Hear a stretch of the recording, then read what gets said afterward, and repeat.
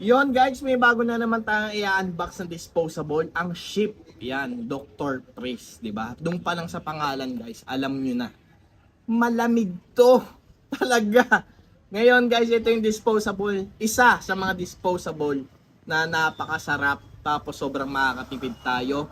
Bakit? Pag-usapan natin. Yan.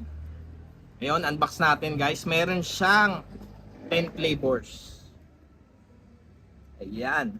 Tapos, ayan yung body niya, saka yung pads, di ba? Balikit siya saka pads. Available na nga pala to guys sa market kasi baka magtanong kayo kung kailan na-release. Available na to.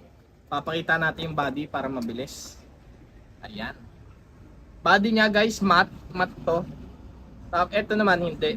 Tapos, syempre, bait kayo makakatipid kasi pagka ginamit nyo to guys, naubos na, syempre, disposable nga. Ito, papalitan nyo na guys. Hindi nyo na kailangan mag-refill, mag-rebuild. Papalitan nyo to, bibili lang kayo ng halagang 250 pesos na ganito rin. Kabit nyo na, goods na. Ang lamig nito. Sobrang lamig. Ang lamig. Pero, kahit malamig nandun pa rin yung lasa niya guys. Hindi nawawala nung lasa niya. 'Di ba? Kasi may ganong juice sa atin kasi tayo mga old vapors. Hindi naman old talaga kasi medyo bata pa tayo.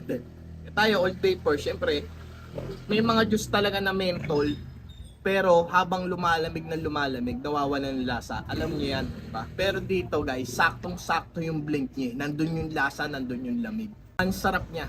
Pero hindi ka makinom ng tubig na malamig dito, promise. Guys, ang sarap niya. Syempre type C pa rin. Ayan. Tapos isa pa guys, isa pa. Marami pong brand na ganito yung itsura, na ganitong molde. Alam nyo yan, di ba? Ngayon, pagka naubos na to, hindi lang ganitong brand ang hanapin nyo. Marami din kayong brand na pagpipilian na sukat dito. Basta same siya ng molde guys, same siya ng design. Sukat po yun dito. Yan. Ang sarap nito. Yun lang guys, let's go. Abangan nyo to kasi available na sa market sigurado. Tikman nyo to. Napaka solid nitong disposable na to.